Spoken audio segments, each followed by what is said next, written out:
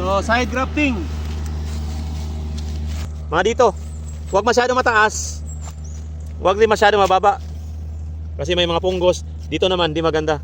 Pag tubo niya, paglaki, masisibak. So, letter A. Letter A. Yan. Palabasin ang bark. Ito yung balat niya. Palabasin ang bark. Kuha ng malaking ano. Sayon. Ito maingay. Kuha ng sayon. Ito. Hanapin ang ano, yung kanyang bad eye. Lapitan mo. Tapos wedging. Ang sa kabila malaki. Mahaba ang sa kabila. Habaan mo 1 inch. Tapos kabila kalahati lang o 1/4. Tapos kunin yung bad eye, yung sayon, pencil size, ground at saka green. Yan. Ito yung mahaba. Itong mahaba siya. Yun ang iharap natin doon sa loob. Tapos kuha tayo ng grafting tape. Post by post. Grafting tape, 40 pesos sa Lazada. Insert ang kamay. Ito clockwise. Naka-clockwise yung roll niya. Pabaliktad naman ako. Clockwise din. Ayan o. Kunin mo to. Ikutin mo. I-roll mo siya paikot. Ayan o. Oh. Para ka lang nasa ospital. Magbibindahe po kayo. So dapat mahigpit na walang mga moist, tubig, mga maduduming bagay sa loob. Tapos pwede mo siyang ikutan dito. Mabilis lang naman, ikot lang.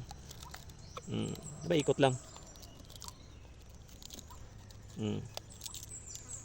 Para hindi siya ma-dehydrate. Yan. Tapos sabay putol. After 20 days, tanggalin ito. Itong cellophane. Maganda ka ng ganito. Cellophane na mahaba. Iikot mo rito. Para hindi siya, pag umulan, hindi siya mapapasukan ng tubig ulan. So ito pa rin gagamitin natin. Ito pa rin gagamitin natin. Pabaliktad, oh. Yan, ikutan mo, bro. Yan, para hindi papasok yung tubig. Tubig niya, oh. Dito. Pumapasok dyan, eh. So patayin mo dito.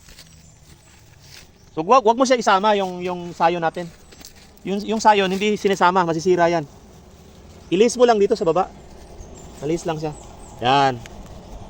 Pwede na yan dyan. Yan. Tapos dito, sabay balik siya. Sa gilid lang niya. Ayan na po. Putol. Tapos sabay panigurado. Talian natin. Talian natin, oh. Kasi baka mamaya may kumuha na bata, tatanggalin niya. Talian natin. Talian din natin siya. Pati sa baba. So, may tutubo ng dahon. Abunuhan, isprehan ng foliar, fungicide. Tutubo ng dahon dyan. Cut.